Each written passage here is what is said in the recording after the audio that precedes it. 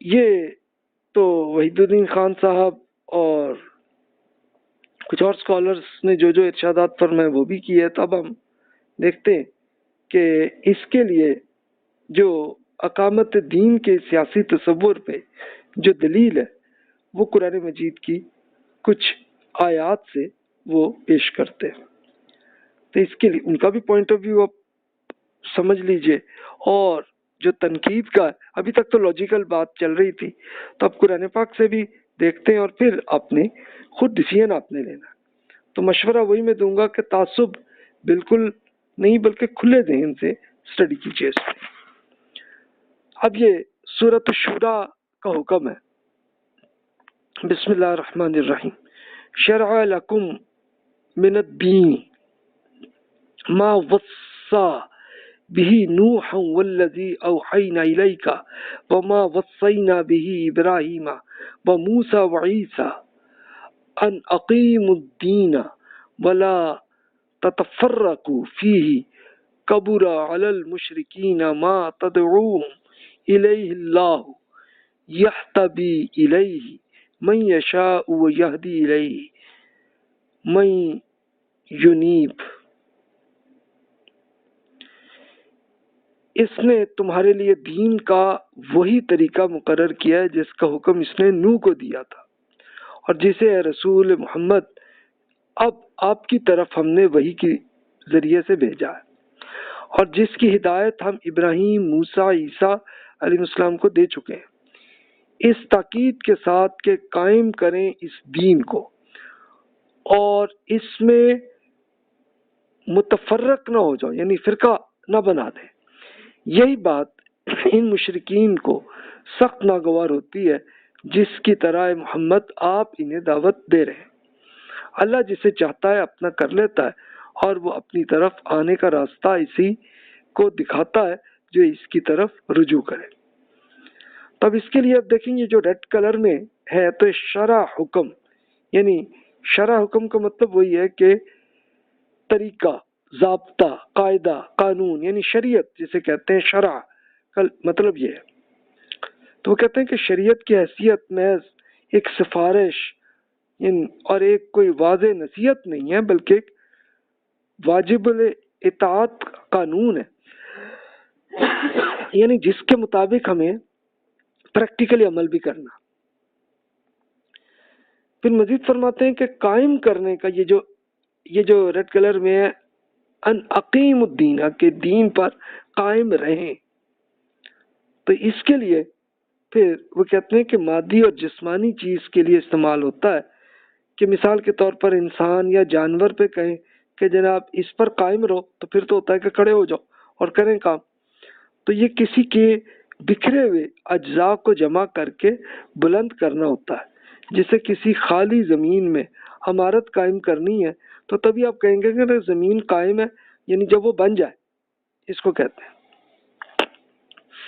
پھر وہ کہتے ہیں کہ مانوی چیزیں وہ ہوتی ہیں کہ جس میں مراد اس چیز کو محض تبلیغ کرنا ہی نہیں بلکہ اس پر کما حق عمل درآمد کرنا، اس سے رواج دینا اور اسے عملاً نافذ کرنا بھی ہے. یہ سب ہو تو تب جا کے دین پہ قائم ہو گئے. یعنی یہ نہیں کہ آپ بس صرف اسٹڈی کر لیں اور بات ختم، نہیں جی، بلکہ اس کو پڑھیں، قرآن کو پڑھیں، سمجھیں، پھر اس پہ پریکٹیکلی عمل بھی کریں اور لوگوں تک اس کا میسج بھی پہنچائیں، تو تب بات جا کے پوری ہوتی ہے. پھر مزید وہ کہتے ہیں کہ اس میں شک نہیں کہ دعوت اور تبلیغ اس کام کا لازمی ابتدائی حصہ ہے، پہلا مرحلہ ہے، لیکن دوسرا مرحلہ پیش نہیں آتا. لیکن ہر صاحب عقل آدمی خود دیکھ سکتا ہے کہ اس حکم سے دعوت و تبلیغ کو مقصود کی حیثیت نہیں دی گئی بلکہ دین قائم کرنے اور قائم رکھنے کو مقصود قرار دیا گیا. دعوت اور تبلیغ اس مقصد کے حصول کا ذریعہ ہے، لیکن یہ کوئی مقصد نہیں ہے. کجا یہ کہ کوئی شخص اسے انبیاء کی مشن کا مقصد وحید قرار دے بیٹھے. تو یہ تفسیر میں مودودی صاحب نے اس میں پورا جواب دیا. اور یہ اس میں انٹرسٹڈ، یہ جو میں نے ریڈ کلر میں لکھا مقصد وحید جو کیا، تو انہوں نے وحید الدین خان صاحب پہ لگتا ہے کہ ان پہ یہ طنز پہ کیا گیا تو، لیکن پھر اس میں وحید الدین خان صاحب بیان کرتے ہیں، کہتے میں نے پھر پوچھا مودودی صاحب سے بھی، آپ نے یہ کوئی میری تنقید پہ آپ نے کوئی یہ تبصرہ فرمایا؟ نہیں بھی، آپ کے بارے میں نہیں کہا میں تو بس اپنا پوائنٹ آف ویو ایسے بیان کیا.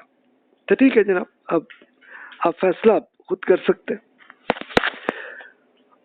پھر مزید وہ دلیل یہ پیش کرتے ہیں کہ انا انزلنا الیک الکتاب بالحق لتحکم بین الناس بما اراک اللہ. اے نبی، ہم نے اس کتاب حق کے ساتھ آپ پر نازل کی ہے کہ آپ لوگوں کے درمیان فیصلہ کریں اس روشنی میں جو اللہ نے آپ کو دکھائی ہے. پھر اسی طرح سورہ توبہ میں قرآن مجید میں زکوٰۃ کا حکم ہے اور بتایا کہ غریب افراد اور غلامی کے خاتمے کے لیے یہ خرچ کریں. آپ اس میں یہ آپ پڑھ سکتے ہیں. سورۃ البقرہ میں حکم یہ ہوا کہ سود خواری کے خلاف جنگ کا جو اعلان، جو وارننگ کا پڑھ چکے ہیں اسے، کہ وہ اللہ تعالیٰ نے یہ کر دیا تھا کہ جب رسول اللہ صلی اللہ علیہ وسلم کی حکومت بن گئی تھی تو حکم ہوا کہ بھی یہ سود کو بالکل ختم کریں، اور پھر بھی اگر کوئی کرنا چاہے ان کے لیے ایک باقاعدہ آپ کا ایک پولیس یا ملٹری کا ایکشن ہونا. لیکن پریکٹیکلی ہوا ہی نہیں، اس لیے کہ سب لوگوں نے پھر ایمان لے آئے اور انہوں نے سود چھوڑ دیا تھا. پھر اسی طرح چوری، بدکاری اور قذف پر حد جاری کرنے کا حکم، یعنی جو بھی یہ دینی اعتبار سے جو جرم ہے، جیسے چوری ہے، بدکاری ہے اور قذف، یہ یا فراڈ بھی آپ کہہ لیں، یہ اس ٹائپ کے اس کے لیے پھر حکم بھی آیا قرآن مجید میں بھی، اس پہ بھی عمل کرنے کا حکم ہے. پھر مذہبی جبر کے خاتمے کے لیے جہاد کا حکم، یہ بھی قرآن مجید میں ہے. اور اسی کے لیے یہ ہوا کہ صحابہ کرام نے یہ معاملہ کیا اور پھر رومن اور پرشین امپائر ختم ہو گئی، اور پھر اس کے بعد پوری تمام انسانوں کے لیے آزادی مل گئی کہ جو آزادی کے طور پر جس مذہب پہ بھی چاہیں وہ عمل کرنا چاہیں تو ان کے لیے کھلا ذہن آ جائے. تو اس کے لیے پریکٹیکلی تو میں یہ مشورہ دوں گا، ہسٹری آپ اگر پڑھ چکے ہیں تو آپ نے سن لیا ہوگا، ادروائز اب وہ سن لیجئے. اور جیوز اور کرسچنس نے اپنی ہسٹری جو انہوں نے لکھی ہے تو اس میں وہ تفصیل سے بیان کرتے ہیں کہ صحابہ کرام رضی اللہ عنہم کے زمانے کی جو حکومت بنی تھی تو سب سے زیادہ سکون کے ساتھ ہم لوگ رہے. یہ پھر مزید وہ کہتے ہیں کہ سب سے بڑھ کر جس چیز سے تعبیر کی یہ غلطی متصادم ہوتی ہے وہ خود رسول اللہ صلی اللہ علیہ وسلم کا وہ عظیم الشان کام ہے جو حضور نبی کریم صلی اللہ علیہ وسلم نے 23 ایئرس کے زمانہ رسالت میں انجام دیا. کہ رسول اللہ صلی اللہ علیہ وسلم نے یہ کیا، اور رسول اللہ صلی اللہ علیہ وسلم کے اپنی حیات میں تو یہ ہوا کہ پورے عرب کے علاقے میں آپ کی حکومت بن گئی اور اس میں سب کو امن اور سکون مل گیا. پھر اس کے بعد صحابہ کرام رضی اللہ عنہم نے اس زمانے کی دونوں سپر پاورز کو سرنڈر کر دیا، اور پھر رزلٹ یہ ہوا کہ پورا امن اور سکون اور پوری مذہبی آزادی وہ مل گئی سب کو. تو یہ ہوا اس میں. اب اس کے لحاظ سے اب اقامت دین کے غیر سیاسی تصور پر جو دلائل ہیں، اب جو جیسے وحید الدین خان صاحب نے جیسا فرمائی تھی تو وہ اس میں اسی آیت کی بیسس پہ، یعنی اس کے مطلب میں ان کے ہاں اختلاف ہے. یہ وہی ہے کہ جو ان اقیم الدین، کہ قائم کرو اس دین کو. تو وہ کہتے ہیں کہ لفظ اقیم کے مختلف معنی ہوتے ہیں جس میں رائج اور نافذ کرنا، سیدھا کرنا اور برقرار رکھنا، یہ سارے میننگ آتے ہیں.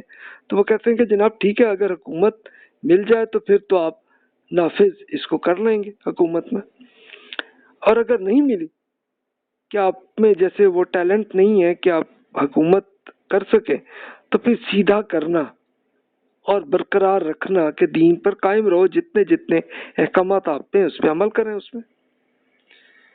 پھر اس کے بعد وہی دلیل وہ خود مودودی صاحب ہی کی تفسیر سے، ان کے ترجمے سے وہ کرتے ہیں کہ جیسے سورۃ المائدہ میں یہ حکم ہے حتی تقیم التوراۃ والانجیل، یہ وہی لفظ ہے نا، تقیم یعنی قائم کرو. تو اس کا ترجمہ وہ فرماتے ہیں کہ جب تک تم تورات اور انجیل اور ان دوسری کتابوں کو قائم نہ کرتے ہیں. تو پھر خود اس کی وضاحت بھی وہ فرماتے ہیں کہ تورات اور انجیل کو قائم کرنے سے مراد راست بازی کے ساتھ ان کی پیروی کرنا اور انہیں اپنا دستور زندگی بنانا ہے. یعنی ان کی پھر وہ یہی بیان کرتے ہیں کہ جناب یہ دیکھیے، عقیموں کا مطلب یہ نہیں ہے کہ حکومت کر کے پوری جناب زمین پر دین کو نافذ کرنا، بلکہ اس کا مطلب یہ ہے کہ آپ کو جتنی پاور ہے اس لحاظ سے آپ اس پہ عمل کریں. اصل حکم یہ ہے. پھر مزید وہ کہتے ہیں کہ بھی ایک یہ کہ اس معنی کے لیے قواعد زبان کے لیے یہ کہ اعلی فلاں کے طور پر ایک لازمی متعلق جسے کہتے ہیں، جس کو ہم ایڈیشنل آبجیکٹ موجود ہو، تو تب یہ آتا ہے کہ دوسروں کے بارے میں معاملہ آئے. ادروائز ان اقیم الحدود علی الناس، اگزامپل کے طور پر یہ جاوید احمد غامدی صاحب بیان فرماتے ہیں کہ بھی دیکھیے کہ اقیم الحدود علی الناس یعنی لوگوں پر آپ یہ سزائیں نافذ کریں، تو یہ اس کا مطلب ہوگا. لیکن آیت میں یہ جو آیت ہے جو سورہ شورا میں ہے کہ عقیم الدین، کہ دین پر قائم رہو، یہ مراد ہے اس میں. کیونکہ یہاں پہ اگر عقیمو، پھر یہ بھی آگے ایک باقاعدہ ایڈیشنل آبجیکٹ بھی آنا چاہیے تھا کہ جس میں ہوتا کہ پوری زمین پر تم جو ہے ہر طرف تم لے جا کے نافذ کرو. اور پریکٹیکلی اللہ تعالیٰ نے یہ بھی نہیں دیا کہ آپ کو اتنی پاور بھی نہیں دی ہوئی نا. جتنی پاور ہے جس حد تک ہے اس حد تک دین پہ قائم رہیں، اس پہ عمل کریں. تو یہ وہ کہتے ہیں. پھر مزید وہ اس کی دلیل یہ پیش کرتے ہیں کہ انبیاء کرام علیہ السلام کی ہسٹری میں آپ دیکھیے کہ جن کو حکومت نہیں ملی تو انہوں نے ہر طرف پہ نافذ نہیں کیا، بلکہ خود عمل کرتے رہے دین پہ، اور اسی طرح ان کے صحابہ کرام وہ عمل کرتے رہے. ایسے ہی رسول اللہ صلی اللہ علیہ وسلم مکہ مکرمہ میں جب تک رہے تو آپ خود دین کا صرف پیغام پہنچاتے رہے اور خود عمل کرتے رہے، اور جو بھی صحابہ کرام ایمان لائے وہ عمل کرتے رہے، لیکن دوسروں پر نافذ نہیں ہوا. پھر وہ کہتے ہیں کہ سیاسی جدوجہد میں انبیاء کرام علیہ السلام پہ کئی حکم نہیں تھا. اس میں ایک ایگزامپل کے طور پر دیکھ لیں حضرت عیسیٰ، زکریا، یحییٰ علیہ السلام، انہوں نے صرف دعوت ہی پہنچائی ہے، حکومت کی کوئی جدوجہد نہیں کی انہوں نے. اس کے لیے تو پھر آپ ہسٹری میں آپ پڑھ چکے ہوں گے کہ حضرت زکریا اور یحییٰ علیہ السلام ان دونوں کو شہید بھی کر دیا گیا تھا کہ یہ انبیاء کرام تھے کہ صرف دعوت پہنچا رہے تھے. اور حضرت عیسیٰ علیہ السلام پہ بھی صرف دعوت پہنچا رہے تھے، اور لیکن ہوا یہی کہ ان کو بھی شہید کرنے کی پوری کوشش کی گئی، لیکن اللہ تعالیٰ نے ان کو اٹھا لیا پہلے. تو یہ معاملہ ہوا. پھر وہی مثال بیان کرتے ہیں کہ حضرت یوسف علیہ السلام اور محمد رسول اللہ صلی اللہ علیہ وسلم کو حکومت بغیر جد و جہد کے ملی تھی، اور پھر انہوں نے دینی احکامات پہ عمل کیا تھا. جیسے اب سورہ یوسف کیا پوری کر لیں تو اس میں حضرت یوسف علیہ السلام نے کوئی ایفرٹ نہیں کی تھی، بلکہ اب جیل میں تھے، اور پھر وہ اللہ تعالیٰ نے ایسے اسباب کر دیے کہ خود بادشاہ نے حضرت یوسف علیہ السلام کو فائنینشیل منسٹر بنا دیا تھا. تو پھر انہوں نے یہ تب بھی یہ کیا، اور پہلے جیل میں تھے تو تب بھی اللہ تعالیٰ کے حکم پہ عمل کرتے رہے اور پیغام اللہ تعالیٰ کا پہنچاتے رہے. اور جب جا کے وہ فائنینشیل منسٹر بنے تو اس وقت بھی وہ دین کا پہ عمل بھی کرتے رہے اور دعوت پہنچاتے رہے. اور پھر ان کے سارے بھائی اور ان کے والد والدہ وہ بھی ایجپٹ میں آ گئے، اور انہوں نے سب نے مل کے دین کا میسج پہنچایا. اور رسول اللہ صلی اللہ علیہ وسلم کی حکومت بھی جو ملی ہے اس کے لیے کسی جد و جہد میں نہیں ہوئی، بلکہ رسول اللہ صلی اللہ علیہ وسلم نے یہ کیا کہ اللہ تعالیٰ کے قرآن کو وہ پہنچایا انہوں نے میسج کو. اور اس کے لیے آپ پڑھ چکے ہیں رسول اللہ صلی اللہ علیہ وسلم کی سیرت میں کہ مکہ مکرمہ میں اسپیشلی یہ کرتے ہوتے تھے کہ حج کے موقع پر سارے قبائل کے لوگ حج کے لیے آتے ہوتے تھے تو ان پر اللہ تعالیٰ کا پیغام پہنچاتے تھے. تو صرف ایک شہر یثرب کے جو دو قبیلے تھے، اوس اور خزرج، دونوں کے سردار جو ہیں وہ ایمان لے آئے تھے، اور انہوں نے ریکویسٹ کی تھی رسول اللہ صلی اللہ علیہ وسلم کو کہ جی آپ مدینہ تشریف لائیں، اور ریکویسٹ کی تھی. اور اللہ تعالیٰ نے جب حکم دیا تو رسول اللہ صلی اللہ علیہ وسلم تب مدینہ منورہ تشریف لائے تھے. اور جب تشریف لائے تو خود ان سرداروں نے رسول اللہ صلی اللہ علیہ وسلم کو حکومت دے دی تھی، تب جا کے یہ معاملہ چلا تھا. تو اس لیے یہ ان کی دلیل ہے کہ جناب اس میں کوئی جد و جہد نہیں ہوئی. ہاں وہ ٹھیک ہے کہ پھر جو حملے کرتے رہے منکرین، تو اس کو رسول اللہ صلی اللہ علیہ وسلم وہاں جہاد بھی کرتے رہے. پھر وہ کہتے ہیں کہ دین پر فرض حکم تبھی ہوتا ہے کہ جب انسان کی طاقت ہو. اب یہ قرآن مجید میں سورۃ البقرہ کی آخری آیت میں حکم ہے لا یکلف اللہ نفسا الا وسعها. یہ حقیقت ہے کہ اللہ کسی پر اس کی طاقت سے زیادہ بوجھ نہیں ڈالتا. تو آپ کو اگر حکومت مل گئی تو پھر تو دین پہ عمل کریں آپ، حکومت سے متعلق جو احکامات ہیں، اور نہیں ملی آپ کو تو پھر آپ پہ نہیں ہے. یہ بالکل ایسے ہی کہ جیسے زکوٰۃ کا حکم ہے قرآن مجید میں، فائنینشلی آپ کے پاس جب بھی فنڈ ہوگا تو پھر آپ پہ حکم آئے گی، ورنہ نہیں آتی. ایسے ہی نماز کا ہے کہ نماز ہر آدمی پہ فرض ہے ہر حالت میں، لیکن کبھی ہوتا ہے کہ انسان ایسا بیمار ہے کہ بالکل کومے میں ہے یا بے ہوش ہے، تو تب اس پہ نماز فرض نہیں ہے. اس کے بعد اگر وہ ٹھیک ہو جائے تو تب ٹھیک ہے، تب اس کے بعد وہ اسی کو نماز کو ادا کرے. اور نہیں ہوتا اور پھر فوت ہو گئی تو بات ختم. یعنی اس کو اس قومے کے دوران کا جو پیریڈ ہے اس میں نماز کا کوئی فرض نہیں ہے اس پہ. پھر سورۃ النحل کی میں بھی یہی حکم وہ دیکھتے ہیں کہ من کفر باللہ من بعد ایمانی الا من اکرہ وقلبہ مطمئن بالایمان ولکن من شرح بالکفر صدرا فعلیہم غضب من اللہ ولہم عذاب عظیم.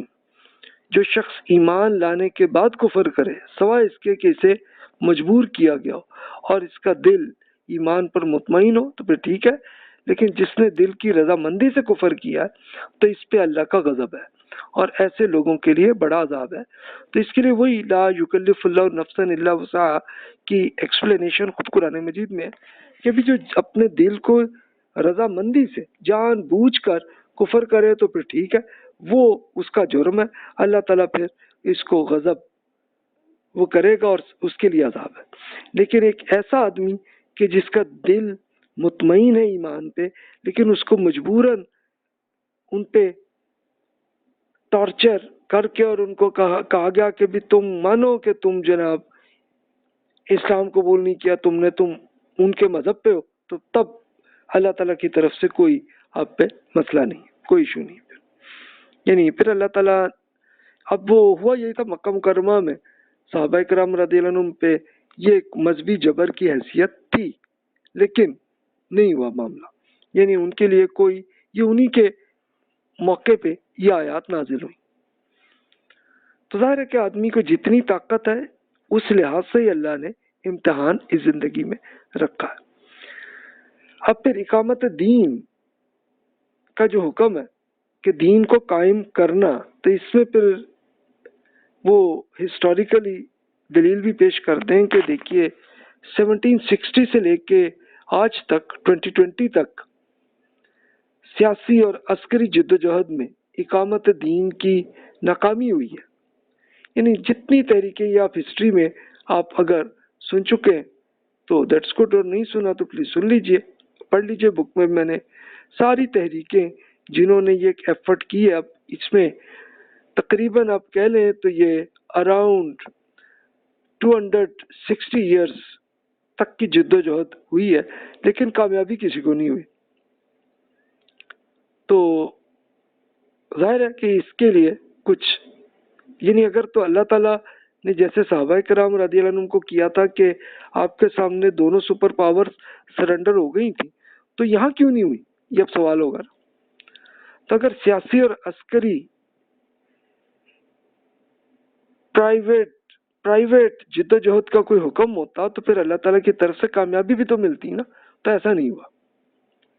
तो इकामत दीन का माना फिर यह है कि दीन पर अमल करें, हुक्मरानों को दावत दें, अवाम को दावत दें, पैगाम पहुंचाए। गैर मुस्लिम ममालिक में मुसलमानों की अखलाकी दावत के नताइज तब जाके आएंगे कि आप ये एथिकल तरीके से मैसेज पहुंचाते जाएं। इंशाल्लाह जिन लोगों का दिल होगा खुला हुआ तो वो ईमान ले आएंगे, और जिनमें नहीं है तो ना सही, वो जाने और अल्लाह जाने। अब इसमें वो फिर वहीदुद्दीन खान साहब फरमाते हैं कि जिस तरह रहबानियत के फलसफे से मुतासिर होकर बेशुमार लोगों ने अपने आप को तरह तरह के अजाब में मुब्तला कर लिया, इसी तरह इस जदीद नजरिए का नतीजा ये हुआ कि कितने लोगों ने हराम समझकर सरकारी मुलाजमतें छोड़ दी, हत्ता के स्कूल के मास्टर्स और इसी तरह रेलवे और डाकखाने के क्लर्कों तक ने इस्तीफा दे दिया था। और इस तरह अपने ये उन्होंने इंडिया का एक्सपीरियंस उन्होंने अपनी जिंदगी में देखा, और इसी तरह अपने आप को और अपने अहले खानदान को खामखा ऐसी मुश्किलात में मुब्तला कर दिया जिसका अल्लाह ताला ने इन्हें कोई मुकल्लफ नहीं किया था, कोई आप पे फर्ज नहीं किया था। तो इस वाक़े का इससे ज्यादा अफसोसनाक पहलू यह है कि गैर फितरी अमल की वजह से बेशतर लोग आखिर वक्त तक इस पर कायम भी नहीं रह सके, और बिल आखिर हालात से मजबूर होकर या किसी तावील के जरिए इसी तरह लौट गए जिसको इन्होंने हराम समझकर छोड़ दिया था, या फिर हालात ने इन्हें ऐसे जरिया माश तक पहुंचा दिया जो सरकारी मुलाजमत से भी ज्यादा बदतर था। ताम मुसलमानों में दीन जिस महदूद और बेरूह शक्ल में पाया जाता है तो इसकी ताबीर रस्मी दीनदारी कहती है। मुझे इस तनकीद से इत्तेफाक है, मगर खुद उस ताबीर ने जो जहन पैदा किया वो भी सही इस्लामी जहन नहीं। इसका कारनामा सिर्फ यह है कि इसने रस्मी दीनदारी की जगह एक कसम की नजरियाती दीनदारी पैदा कर दी है। हालांकि दीन से ताल्लुक की असल रूह दिलसोजी और गलावट है, जो दीन का मकसद है वो नहीं है, मगर ये चीज ना यहाँ मौजूद है और ना वहाँ मौजूद है। तो ये उनकी तनकीद है कि भी प्रैक्टिकली फिर ये भी हुआ कि जो भी जिन लोगों ने इतनी एक हुकूमत, एक दीनदार हुकूमत बनाने की जो एफर्ट की है, तो उनमें फिर दीन के अंदर जो अहकामात हैं एथिक्स के, तो वो उस पर अमल भी नहीं हुआ। और फिर एक दिल ऐसा रूह जो है वो ऐसी गलावट और एक ऐसी नरमी अल्लाह ताला के हुजूर हो तो वो फील नहीं हुई, और वो उस तरफ ज्यादा अपनी जिद्दोजहद जो है वो हुकूमती चीजों पे हुए। तो ये उनकी आप तनकीद उनकी भी देख ली, और इसी तरह जो सियासी और अस्करी तहरीकों की जो दलाइल हैं वो भी आपने सुन लिए। फैसला आपने करना, और अब जो भी क्वेश्चंस आपके ज़हन में बिला तकल्लुफ आप ईमेल कर लीजिए। जज़ाकल्लाहु खैर व अहसनल जज़ा।